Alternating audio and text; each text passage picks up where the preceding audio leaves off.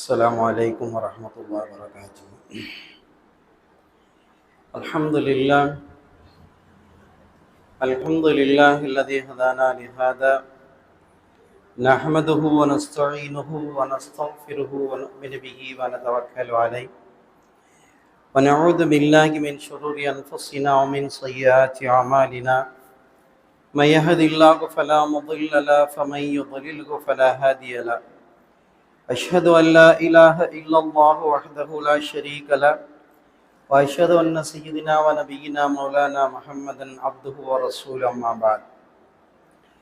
قال الله تبارك وتعالى في محكم تنزيل وفي الفرقان المجيد بعد أعوذ بالله من الشيطان الرجيم بفضل بسم الله الرحمن الرحيم. أم حسبتم أن تدخلوا الجنة ولما يعلم الله الذين جاهدوا منكم ويعلم الصابرين. صدق الله العلي العظيم وصدق رسول النبي الكريم ونحن على ذلك من الشاكرين والشاهدين والحمد لله رب العالمين. رب اشرح لي صدري ويسر لي أمري واحلل عقدة من لساني ويفقهوا قولي. ربي زدني علما وارزقني فهما. اللهم صل على سيدنا محمد طب القلوب دوائها وعافية الأبدان وشفائها ونور الأبصار وضيائها وعلى آله وصحبه وبارك وسلم عليه. புகழ் அனைத்தும் அல்லாஹ் ஒருவனுக்கே உரித்தாகட்டுமாக. அவனுடைய ஸலாத்தும் சலாமும் கருணையும் ஈடேற்றமும் நமது நாயகம் நற்குணத்தின் தாயகம் நபிகளங்கள் பெருமானார் ரசூலி அக்ரம் தாஜிதாரே மதீனா சர்வரே காயினார் ஸல்லல்லாஹு அலைஹி வஸல்லம் அவர்கள் மீதும் அவர்களுடைய தோழர்கள் சஹாபாக்கள் தாபீன்கள் தபா தாபீன்கள் சுஹதாக்கள் அவுலியாக்கள் குறிப்பாக மோமின்களான முஸ்லிம்களான நம் அனைவர் மீதும் இன்றும் இனி என்றும் உண்டாகட்டுமாக. கண்ணியத்திற்குரிய அல்லாஹ்வின் நல்லடியார்களே, அல்லாஹ் ஜல்லஷானஹு தஆலா நமக்கு இந்த உலக வாழ்க்கையையும் இந்த உலக வாழ்க்கைக்கு பிறகு வரக்கூடிய நிரந்தரமான மறுமையுடைய வாழ்க்கையும் நமக்கு பெரும் பாக்கியங்களாகவே தந்திருக்கிறார். குறிப்பாக இந்த உலகத்தில் கொடுக்கப்பட்டிருக்கிற சொற்ப வாழ்வை கொண்டு மறு உலகத்தில் வர இருக்கிற நிரந்தரமான வாழ்க்கைக்கு உண்டான தயாரிப்புகளை செய்து கொள்வதற்கான வாய்ப்பாக இந்த உலக வாழ்க்கையை தந்திருக்கிறார். எனவே இந்த உலகத்தில் நீங்கள் விரும்பியவாறெல்லாம் வாழ்ந்து கொள்வதற்கு உரிமை கொடுக்கப்பட்டிருந்தாலும் கூட அதில் எவ்வாறு வாழ்ந்தால் அவனுடைய பொருத்தம் கிடைக்கும், எப்படி வாழ்ந்தால் அவனுடைய வருத்தம் ஏற்படும் என்பதை சிந்தித்து உங்களுடைய தேர்ந்தெடுத்துக் கொள்ள வேண்டும் என்பதாக சொல்வார்.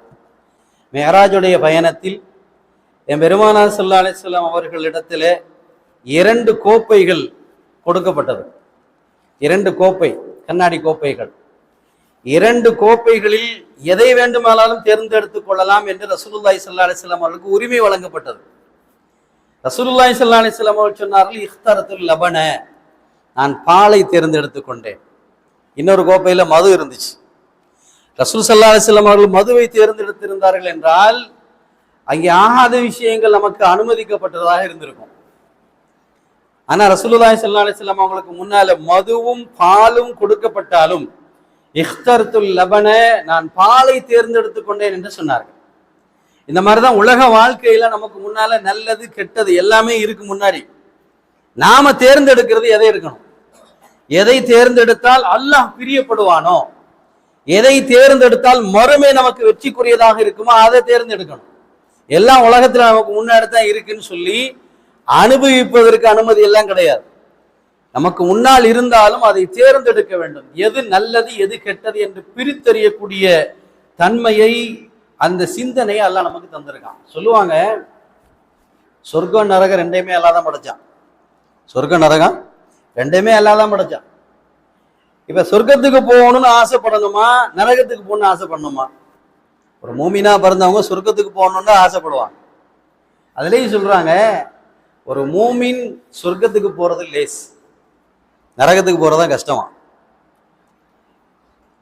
என்ன இப்படி சொல்றீங்க அப்படின்னு கேட்பீங்க. உண்மை, சொர்க்கத்துக்கு போகணும்னா என்ன செய்யணும்? எதுவுமே செய்ய வேண்டியதில்லை. கலிமாவுடைய வாழ்க்கை வாழணும், நேரத்திற்கு தகுந்தாற்பட்டு தொழவணும், வருடத்திற்கு ஒரு முறை ரமலான்ல நோன்பு நோக்கணும், பணம் வந்தா ஜக்காத் கொடுக்கணும். வசதி இருந்தா ஹஜ் செய்யணும், இவ்வளவுதான். ஆனா நரகத்துக்கு போனா என்ன செய்யணும்? நரகத்துக்கு போனா என்ன செய்யணும்? தொழுகையை விடுறதுக்கு உண்டான காரணங்களை தேடணும். என்னங்க தொழுகை வரல, எனக்கு அப்படி ஆயிடுச்சு இப்படி ஆயிடுச்சு, ஏதாவது ஒரு பொய் காரணங்க, உண்மை இருக்காது. தொழுகையை விடுவதற்குண்டான அல்லாஹ் சொல்ற காரணமா இருக்காது. ஏதாவது ஒரு பொய்யான காரணங்களை மனுஷங்களுக்காக வேண்டி அந்த நேரத்துல சொல்லி சமாளிக்கிறதுக்காக ஒரு காரணத்தை சொல்லணும். இது கஷ்டம் தானே? ஒரு இல்லாத ஒரு காரணத்தை கற்பனை செஞ்சு ஒரு பொய்யான ஒரு விஷயத்த சொல்றது ஒரு கஷ்டம். அது மட்டும் இல்ல, இந்த பொய்யை என்ன செய்யணும்? வாழ்நாள் பூரா மெயின்டைன் பண்ணணும். ஏங்க தொழுவல்ல, நான் தான் சொன்னேன்ல உங்களுக்கு, எனக்கு அவ்வளவு பெரிய கஷ்டம் இருக்கு. ஒரு பொய் சொல்றது மட்டும் இல்ல, இந்த பொய் என்ன செய்யணுங்க? மெயின்டைன் பண்ணணும் வருஷம் பூரா, வாழ்க்கை பூரா. அப்ப அதே மாதிரி நரகத்துக்கு போகணும் அப்படின்னு சொன்னா என்ன செய்யணும்? வியாபாரத்துல மோசடி செய்யணும், கலப்படம் செய்யணும், இல்லாததை இருப்பதாக சொல்லணும், இது மாதிரி பொருள் உலகத்திலே இல்லை அப்படின்னு சொல்லணும், பொய் சொல்லணும்.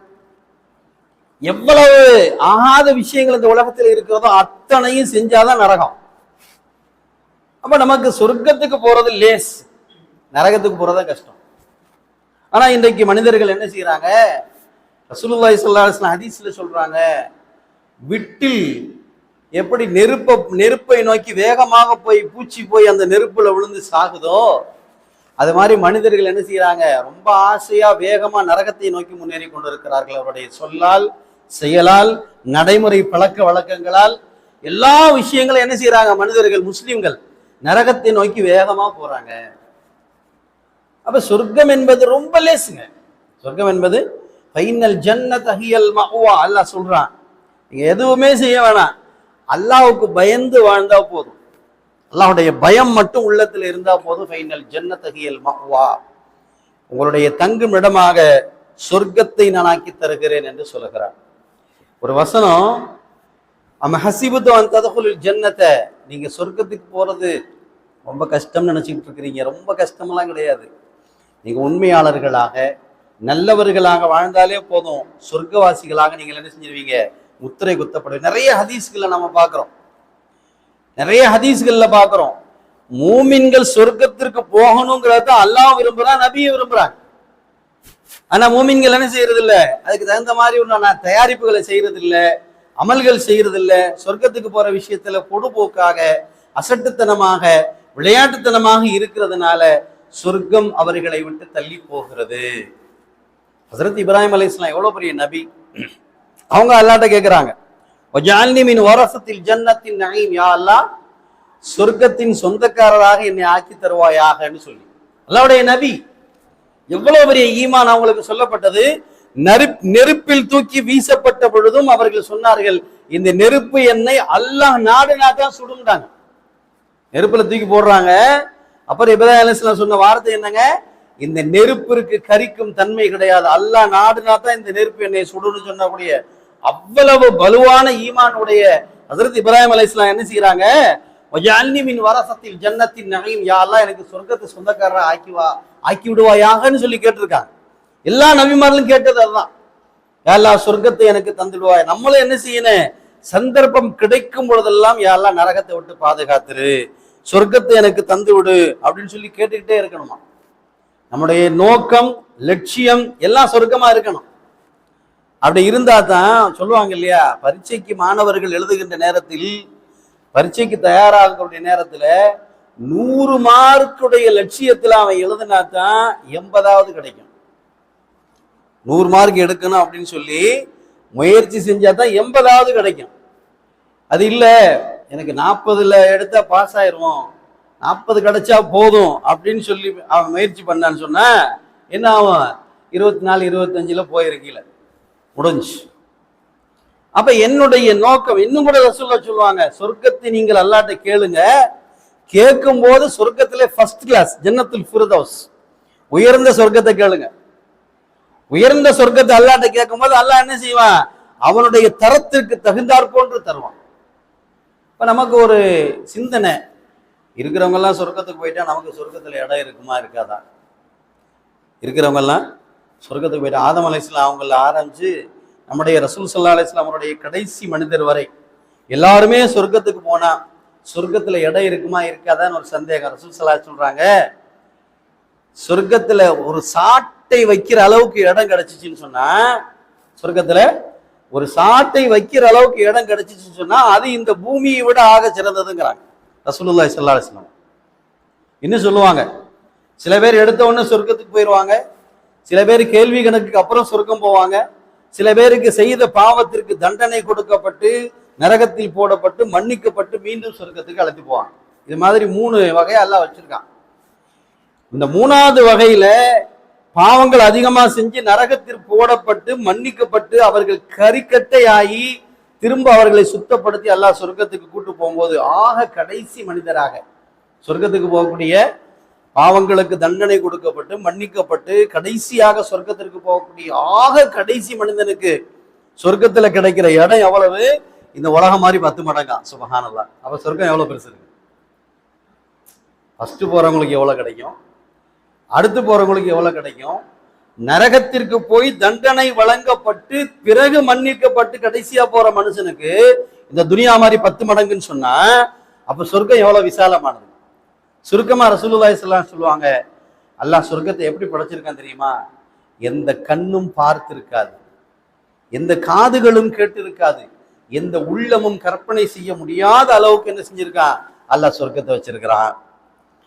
சரி, ஒரு நேரத்துல பத்ரு போர்ல சொர்க்கத்துக்கு எவ்வளவு ஆசைப்படணும் அப்படின்னு சொல்லி ரசூலுல்லாஹ் சொல்றாங்க. பத்ரு போருக்காக வேண்டி எல்லாரும் தயாரிப்பு இருக்கும் போது நபிகள் ஸல்லல்லாஹு அலைஹி வஸல்லம் அவங்க சொல்றாங்க, ஒரு அறிவிப்பு செய்யறாங்க, எவர் போர்க்களத்தில் பொறுமையோடும் நன்மை எதிர்பார்த்தும் புறமுதுகிட்டு ஓடாமல் எதிரிகளை நோக்கி முன்னேறி சென்று போர் செய்து இறுதியில் உயிரை விடுவாரோ ஷஹீதாவாரோ அவர் நிச்சயம் சொர்க்கத்தில் நுழைவார் அப்படின்னு ஒரு அறிவிப்பு ரசூலுல்லாஹ் செய்யறாங்க.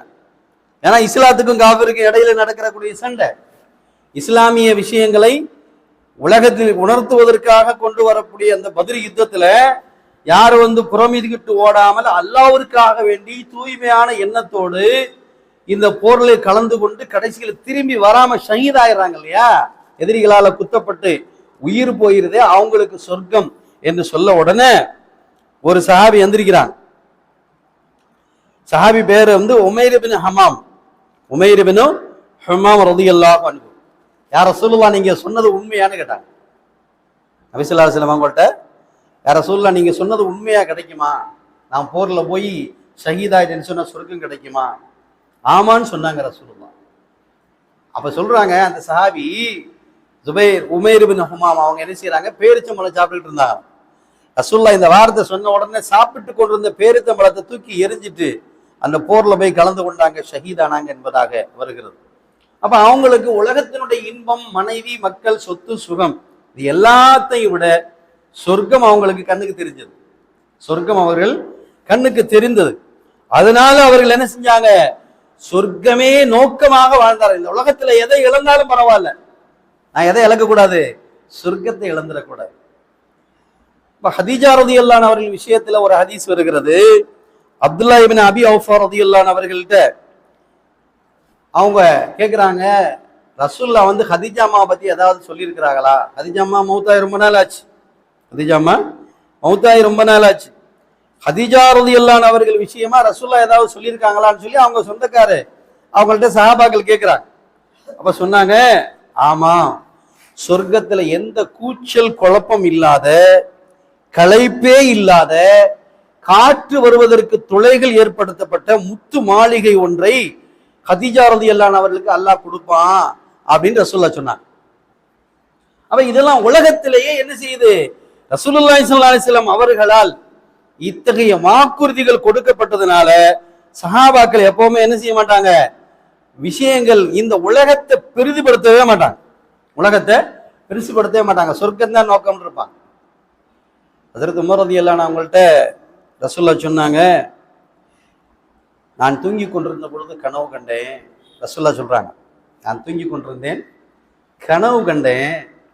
அந்த கனவுல சொர்க்கத்துக்கு பக்கத்துல நடந்து போய்கிட்டு இருந்தேன். நிறைய மாளிகைகள் இருந்தது. அதுல ஒரு அருமையான மாளிகை, யாரு பார்த்தாலும் அதை ஆசைப்படுவாங்க. உலகத்துல மனுஷனுக்கு ஆசை இருக்குமே, தான் வீடு எவ்வளவு பெரிய வீடா இருந்தாலும் அதை விட ஒரு பெரிய வீடு இருந்தா பார்த்து ஆசைப்படுவான். இந்த மாதிரி வீடு எனக்கு இருந்தா நல்லா இருக்குமே. இருக்கிற வீடு நல்ல வசதியாக தான் இருக்கும், ஆனா போய்கிட்டு இருக்கும்போது இதை விட நல்லா வீடு கொஞ்சம் பெருசா வீடா இருந்துச்சுன்னா மனுஷனுக்கு ஆசை இருக்கும், இதை விட அந்த வீடு நல்லா இருக்குமே, இது கிடைச்சா நல்லா இருக்குமேன்னு சொல்லி. அப்ப சொர்க்கத்துடைய மாளிகை, ரசூல் ஸல்லல்லாஹு அலைஹி வஸல்லம் அவங்க சொர்க்கத்துடைய மாளிகையிலே ஆக அழகான மாளிகை சொல்றாங்க. அந்த நான் நேத்து இரவு கனவு கண்டேன், அதுல சொர்க்கத்துக்கு பக்கத்துல நடந்து போயிட்டு இருந்தேன், நிறைய மாளிகைகள் இருந்துச்சு, உமக்கு பிரம்மாண்டமான ஒரு மாளிகை இருந்தது. அப்ப என்னை கூட்டிட்டு போன மலக்குமார்கள்ட்ட நான் கேட்டேன், இந்த மாளிகை யாருடையதுன்னு கேட்டேன். உமர் இப்னு கத்தாபுடைய மாளிகைன்னு சொன்னாங்க. இது எப்ப சொல்றாங்க ரசூல்? அடுத்த நாள் சஹாபாக்கள்கிட்ட சொல்றாங்க.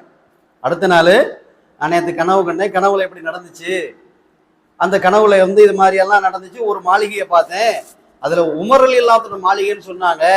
எனக்கு ஆசையா இருந்துச்சு உள்ள போகலான்னு, ஆனா உமர் ரொம்ப கோவப்படுவார். சஹாபாக்கள்ல உமர்ல ஸ்ட்ரெயிட் ஃபார்வர்டு, ஏக்மார் தோ துக்குடான்னு சொல்லுவாங்க உருதுல, வெட்டு ஒன்று துண்டு ரெண்டு, அப்படி உள்ள உமர். இன்னைக்கு கூட அவங்க பேரை சொன்னாக்க நடுங்கக்கூடிய ஆள்லாம் இருக்கு. ரசூலுல்லாஹ் சொல்றாங்க, நேற்று நைட்டு கனவுல உமர் ரலியல்லாஹு அந்த மாளிகையை பார்த்துட்டு எனக்கு போறதுக்கு ஆசையா இருந்தாலும் உமருடைய ரோஷமும் கோபமும் என்னை தடுத்தது, அதனால வந்துட்டேன்னு சொன்னாங்க. அதற்கு உமர் ரலியல்லாஹு சொன்னாங்களா, யார சொல்லுதா உங்கள்கிட்டயா நான் ரோசப்பட போறேன், பார்த்துட்டு என்ன சொல்லியிருக்கலாம்ல என் மாளிகையில என்ன இருக்குன்னு சொல்லி. எடே ஆசை, இந்த உலகத்திலேயே நான் தங்க போற சொர்க்கத்தை பார்க்கணுமே ஆசை. நம்மளுக்கெல்லாம் ஆசை எப்படி இருக்குங்க, உலகத்துல இன்னும் கொஞ்சம் டாப்பா இருந்தா நல்லா இருக்கும், இன்னும் கொஞ்சம் வசதியா இருந்தா நல்லா இருக்கும், இன்னும் ஒரு 4 பேங்க்ல அக்கௌண்ட் இருந்தா நல்லா இருக்கும், இன்னும் கொஞ்சம் கோல்டு காயின் இருந்தா நல்லா இருக்கும், இன்னும் கொஞ்சம் ஏக்கர் நிலம் இருந்தா நல்லா இருக்கும் அப்படின்னு நினைச்சுக்கிட்டு இருக்கோம். இது எல்லாமே நம்மளை விட்டு போயிடும். ரசூலுல்லாஹ் ஒரு ஹதீஸ்ல தெளிவா கேட்பாங்க, ஆதமுடைய மகனே, நீ உலகத்துல இருந்து என்ன கொண்டு போற? உண்டு கழித்ததும் உடுத்தி கிழித்ததும் தான் உனக்கு சொந்தமா. என்ன சொல்றாங்க? நீ உண்டு கழித்ததும் உடுத்தி கிழித்ததும் தான் உனக்கு சொந்தம். நீ மௌத்தானவன போட்டிருக்கிற மோதிரத்தை வெட்டி எடுத்துருவாங்க, சட்டையை கழட்டி பார்ப்பாங்க, கழட்ட முடியாட்டு நெஞ்சிருவாங்க, கிழிச்சு எடுத்துருவாங்க. ஜனாஸா உயிர் போயிருச்சு, சட்டை போட்ட நிலையில மௌத்தாயிட்டார் ஒருத்தர், என்ன செய்வாங்க? கழட்டி பார்ப்பாங்க சட்டை, இல்லாட்டி என்ன செய்வாங்க? எத்தனையோ இடங்களை நம்ம பார்த்துருக்கிறோம், ஜனாசாக்கள்ல வெட்டி எடுத்துருவாங்க. அப்ப இந்த உலகத்திலிருந்து நீ எப்படி பிறக்கும் பொழுது வந்தாயோ அப்படித்தான் உங்களை கொண்டு போய் அடக்கம் பண்ணுவாங்க. அந்த ஆடையில ஒரு தையல் இருக்காது, தச்சா கூடாது, கஃன் துணியில தைக்க கூடாது. அப்படிப்பட்ட இந்த துனியாவை நேசித்துக் கொண்டிருக்கிறாய். உண்டு கழித்ததும் உடுத்தி கிழித்ததும் தான் உனக்கு சொந்தம். ரசூலுல்லாஹ் சொல்றாங்க, எதை சாப்பிட்டோமோ அது நமக்கு சொந்தம், போட்டிருக்கிற ட்ரெஸ் எதை நாம போட்டோமோ அதான் சொந்தம். மௌத்தான உடனே நினைச்சிருவாங்க. நம்ம ஊர்ல எல்லாம் அது இருக்கா இல்லையான்னு தெரியல, மௌத்தாகி அந்த 3வது நாள் 7வது நாள்னு சொல்லி அந்த துவா ஓதுறாங்க இல்லையா, அன்னைக்கே சொந்த மந்தம் எல்லாம் சேர்ந்துருவாங்க. அப்புறம் என்ன செய்யறது? எதை எதை யாரு கொடுக்கறது, எதை பிரிக்கிறது இல்லையா? துனியா அவ்வளவுதாங்க. துனியா என்னதான் உயிருக்கு உயிராக நீங்கள் நேசித்தாலும் சரி, உங்களுடைய இரத்தத்தை வியர்வையாக்கி உங்களுடைய குடும்பத்திற்கு நீங்கள் உழைத்தாலும் சரி, அந்த உடம்பு மண் அரித்து முடிவதற்குள்ளாக என்ன செஞ்சிருவாங்க? சொத்துக்களை பிரிச்சிருவாங்க. உங்கள் மனைவி அத்தோடு என்ன இதா இருப்பாங்க. ஏன் இதா இருக்கிறாங்க தெரியுமா? மனைவிமார்களை இதா இருக்க வைக்கிறது ஏன்? குறைந்த வயதுல கணவன் இறந்து போயிட்டா அந்த மனைவி இதா கழிச்சு என்ன செய்யணும்? அடுத்த கணவனுக்கு திருமணம் முடிச்சு கொடுக்கணும். அதனாலதான் இதா இருக்கிறாங்க. எல்லாமே பொறுப்புகள் பகிர்ந்து வழங்கப்பட்டுரும். அப்படிப்பட்ட துனியாவை நீங்க கவி பிடிச்சிட்டு இருக்கிறீங்க. உங்களுடைய நோக்கம் சொர்க்கமாக இருக்க வேண்டாமா? உங்களுடைய நோக்கம் சொர்க்கமாக இருக்க வேண்டாமான்னு சொல்லி கேட்கிறாங்க. அப்ப அல்லாஹு தஆலா ஏற்பாடு செஞ்சு வச்சிருக்கிற சொர்க்கம் இருக்கு, அதை பத்தி நமக்கு தெரியாதனால இந்த உலகத்தை நாம பெருசா நினைச்சுக்கிட்டு இருக்கிறோம். ஹாரூன் ரஷீத் பாதுஷா ஒரு பெரிய கலீஃபா, அவர்கள் ஒரு முறை நகர் வளத்துல போகும்போது, மிகப்பெரிய ஜனாதிபதி ஹாரூன் ரஷீத், அவங்க நகர் வளத்துல போகும்போது ஆத்து ஓரத்துல ஒரு இறைநேசர் பஹ்லுல் அவர் பேரு, அவர் அல்லாஹ்வுடைய வலி, இறைநேசர், அவுலியாக்கள்லாம் என்ன செய்ய மாட்டாங்க? டிப்டாப்பாலாம் ட்ரெஸ் பண்ண மாட்டாங்க. கிழிஞ்ச கோலத்துல, தலை சீவி பல வருஷங்களா இருக்கும், போட்ட ட்ரெஸ்ஸில் பேன் இருக்கும், தேல் கூட இருக்குமா, அப்படிதான் இருப்பாங்க. இறைநேசர்கள் அப்படிதான் இருப்பாங்க. அந்த பஹ்லுல் என்ன செய்யறாரு? ஆத்து ஓரத்துல மணல்ல வீடு கட்டிக்கிட்டே இருக்கிறார். வந்த ஹாரூன் ரஷீத் பாதுஷா நிப்பாட்டி கேட்டாங்க, என்ன பஹ்லுல், என்ன வீடு கட்டுறீங்கன்னு சொர்க்கத்து மாளிகைன்றார். சிரிச்சாங்க. நீ இருக்கிறதுக்கே வீட்டை காணா, சொர்க்கத்து மாளிகைங்கிற. சரி எவ்வளோன்னு கேட்டார் ஹாரூன் ரஷீத் பாதுஷா. எவ்வளோன்னு கேட்டார். 100 திர்ஹம் சொன்னார்.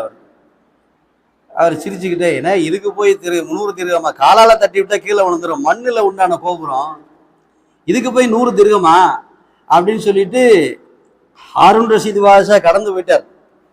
பின்னாடியே வந்தாங்க அவங்களுடைய மனைவி சுபைதா அம்மா. அவங்க வந்து கேட்குறாங்க, என்ன பஹ்லூல் என்ன செஞ்சுக்கிட்டு இருக்கிறீங்க? சொர்க்கத்து மாளிகைமா. எவ்வளோன்னு கேட்டாங்க. 100 திர்ஹம். இந்தம்மா 100 திர்ஹத்தை கொடுத்துட்டு போயிட்டாங்க. என்ன சொன்னாங்க? சொர்க்கத்துக்கு மாளிகை வேணும்லாம் சொல்லலை. அது அவருக்கு உதவியா இருந்தாலும் சரி, ஏன்னா அவர் அல்லாஹ்வுடைய நேசர் அப்படின்னு தெரியும், சும்மா சொல்ல மாட்டாங்க. 100 திர்ஹத்தை கொடுத்துட்டு போயிட்டாங்க. 2 பேரும் அவங்களுடைய அரண்மனைக்கு போயிட்டாங்க. அன்று இரவு தூங்குகிறார் யார்? ஹாரூன் ரஷீத் பாதுஷா. தூங்கும் போது கனவு காண்றார். கனவு காணும்போது சொர்க்கத்துடைய வாசல்லே இவர் நின்றுகிட்டு இருக்கிறாரு.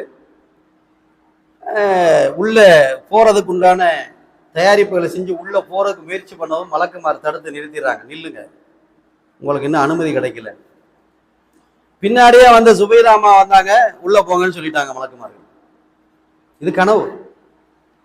அடுத்த நாள் வரை பதறி துடிச்சு எந்திரிச்சு தன்னுடைய அரண்மனையில் உள்ள எல்லாத்தையும் கேட்டார், என்னப்பா இது நடந்துச்சு, கனவு இது மாதிரி கண்டனேன்.